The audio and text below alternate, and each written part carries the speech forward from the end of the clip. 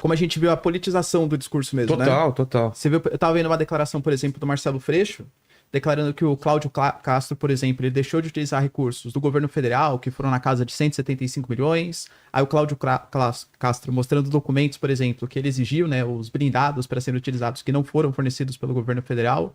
Então fica jogando a responsabilidade pro outro, né? Todo mundo quer ter ganho político, né? Com uma Exato. coisa tão séria e tão grave, né? E também, eu não sei se o Homer baixou alguns vídeos que eu mandei pra vocês, né? Do pânico da. Ah, o Joel já tá lá? Então vamos dar. Hã? Ah, não, Joel. O Joel. Boa noite, Joel, tudo bem? Tudo bom, Vilela? Como é que você tá?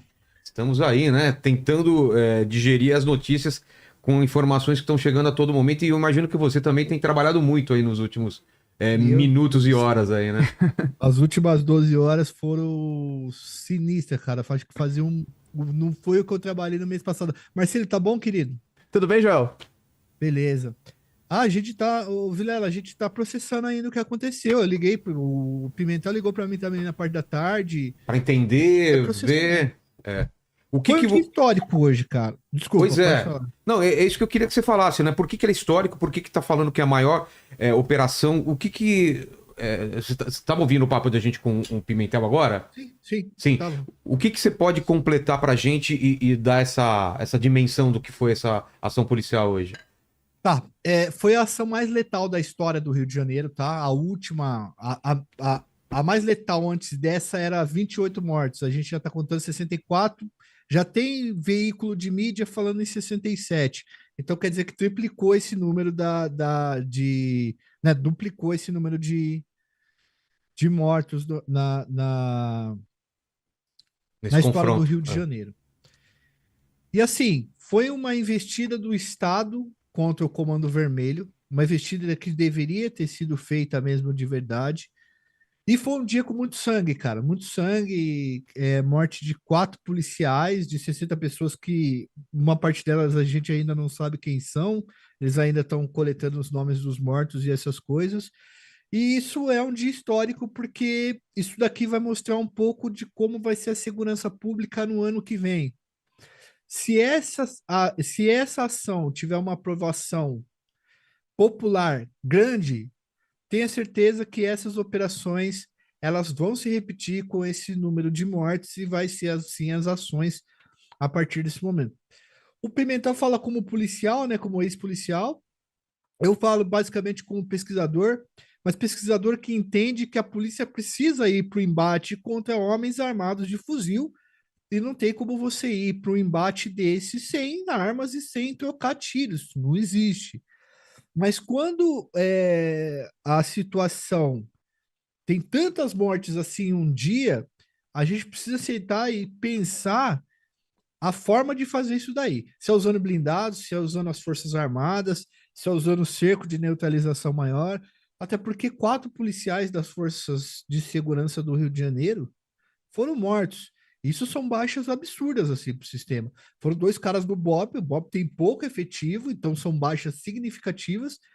Uma das baixas era um cara que era novo no sistema, na segurança pública, tinha acabado de se formar, talvez um mês e pouco. E o outro é do Máscara, né? Que eu particularmente conhecia, tive contato com ele. Para vocês terem uma ideia, o Máscara, olha só como é que é a vida no Rio de Janeiro. O Máscara, ele ajudou a prender o Elias Maluco. O Elias Maluco foi o cara que recrutou o Doca.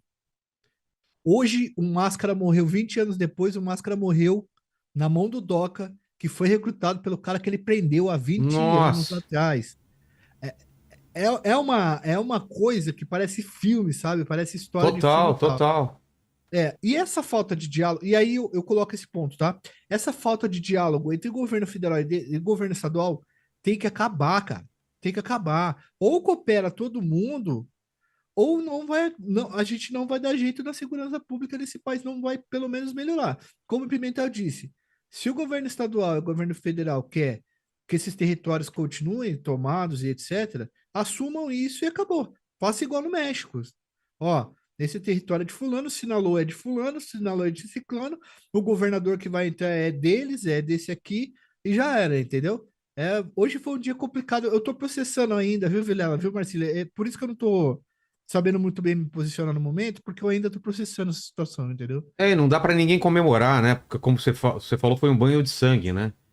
Ô, Por mais bem sucedida que tenha sido, é triste, né? E eu vi também que ele foi uma operação justamente quando tinham várias pessoas do Comando Vermelho de outros estados que estavam no Rio de Janeiro, né, naquele momento. Perfeito. O que que o Comando Vermelho tem feito? E isso é importante que a gente traga aqui para vocês. O Comando Vermelho, ele tem aberto hotéis, tá? Dentro do Complexo da Penha, do Complexo do Alemão e principalmente da Rocinha, eles constroem prédios e eles vendem essas suítes para que os caras de outros estados que sejam faccionados possam ficar lá e ficar escondido de boa, porque veja só, para invadir esses dois locais, quer dizer, para entrar nesses dois locais foi preciso 2.500 policiais com toda a tropa de elite, tanto da Polícia Civil quanto a militar. Então foi preso sujeito do Pará, sujeito da Bahia, do Espírito Santo, caras faccionados de várias facções que estavam escondidos ou passando um tempo ali dentro do Rio de Janeiro, no Complexo da Penha, no Complexo do Alemão. Na Rocinha já foi encontrado também cara do Ceará, do Pará, de todos esses lugares, e foi emitido mandados de busca para achar esses caras também, e acharam um pessoal desse. Eles prenderam 80 pessoas, essas 80 pessoas, uma parte significativa desses números eram de pessoas que não eram dali da Penha, que não eram do Complexo do Alemão, que eram, evidentemente, de outros lugares e acabaram vindo para lá. Mas isso está muito comum. E sabe o que acontece, Marcelo?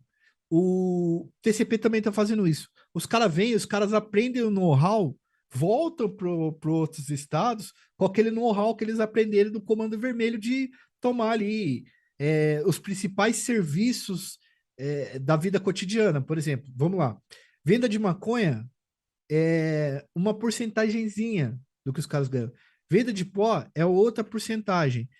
Mas quantas pessoas usam pó e maconha? De cada 100 pessoas, quantas usam pó e maconha? 10, sendo mais generoso. E internet, quantas pessoas usam?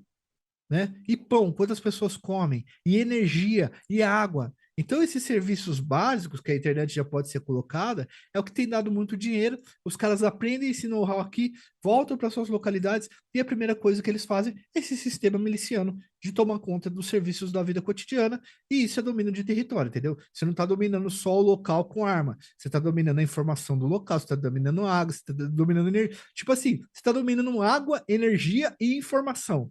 Se você corta essas três coisas, a pessoa morre, entendeu? Ela morre para o mundo. Entende como é que é o nível de controle na vida das pessoas? E nesse sentido, acho que o Comando Vermelho ainda não atingiu o grau de complexidade que o PCC, por exemplo, em São Paulo, né?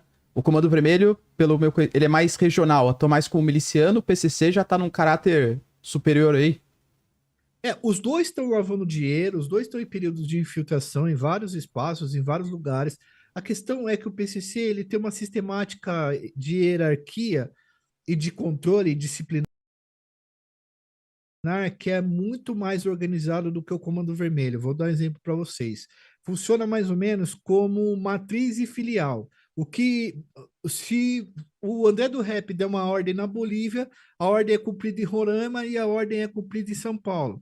No caso do Comando Vermelho, o Marcinho VP não manda no cara do Comando Vermelho de Rondônia, de Roraima ou do Pará.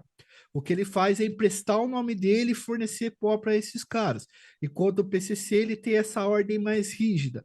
O PCC adotou um modelo de controle dissimulado, que é o controle do seguinte: eu estou aqui, mas eu não preciso necessariamente estar com armas para mandar. Só que se eu precisar, você sabe que eu entro. No caso do Comando Vermelho, ele adotou franquias de ocupação, que seria o seguinte: eu ocupo esse lugar, eu fico aqui armado e eu controlo toda essa população que está aqui. Tem questão de topografia, tem questão da questão policial do Rio de Janeiro também. Isso está se replicando na Bahia, esses dois modelos, com as 21 facções criminosas que a gente tem lá. Eu não sei se eu consegui explicar direito. Sim, sim. Acho que a gente pode falar também. Antes da gente falar sobre a loja de brinquedo que está sendo usada para lavagem de dinheiro para o PCC, Joel, a gente tem pode fazer alguma previsão de como isso vai escalar, né? Esse avanço da polícia, esse combate ao crime organizado? Existe algum indício que isso vai se tornar mais frequente, que vai se tornar maior? Ou não dá para fazer esse tipo de especulação? Isso foi um grande baque no Comando Vermelho, assim como foi aquele grande baque quando teve aquela operação Carbono Oculto, que desmantelou o posto de gasolina, a usina do PCC. É um baque, é uma paulada muito forte, perdeu vários caras que eram chefes, foram presos. O Belão da Quitumba, por exemplo, que é um cara muito famoso da Quitumba, que é um cara muito famoso, braço direito do Doca, o contador do Doca que fazia o recolhe das bocas, foi preso também o Nicolas. Então, tipo assim, foi forte. O Doca vai ter que ficar uns dias afastado, escondido e tal. É questão de honra agora para os caras buscarem ele, porque com os 4 policiais mortos. Não, eu acredito que nós teríamos mais operações aí, mas eu acho que o que fica disso daí é a briga política, tá? Por quê? O Cláudio Castro, ele é uma peça muito importante para pressionar o governo federal no que tange a questão de transformar as facções criminosas em terroristas ou não. A O partir que do muda? momento... Joel, essa é uma discussão que eu ia ter, era a minha próxima pergunta. O que muda isso na prática? Você colocar as facções como terroristas? Tá. Nessa atual legislação não tem como fazer esse encaixe. O Peixão, por exemplo, ele já está sendo investigado por terrorismo porque ele mandou fechar igrejas, ele mandou fechar centros de umbanda e essas coisas, certo? Mas existe a questão de que se for terrorista, muda-se para competência federal e muitos governadores podem ficar mais tranquilos, entendeu? Entendi. Nesse sentido. E outra coisa que a gente pode usar várias leis de exceção para fazer esse tipo de combate com os caras.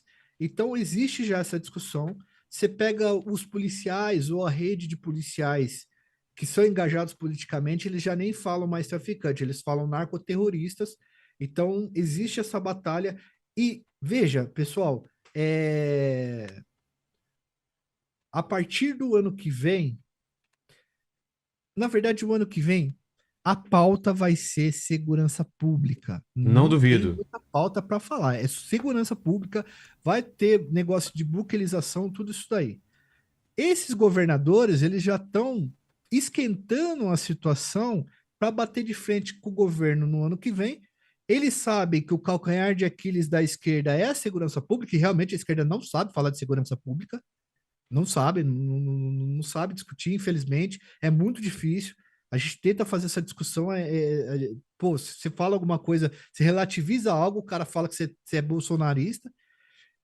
Então, já existe esse conflito e essa tensão, e o Cláudio Castro agora, ele apertou a corda mesmo, ele como a gente diz, né, ele puxou a corda, né, fez uma tensão, e talvez seja essa questão aí que vai acontecer no ano que vem.